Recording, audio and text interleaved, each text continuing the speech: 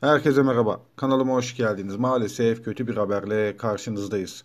ABD'nin Philadelphia kentinde bir bebek olmak üzere 5 kişinin bulunduğu ambulans helikopter bir kilisenin önüne düştüğü ifade edildi.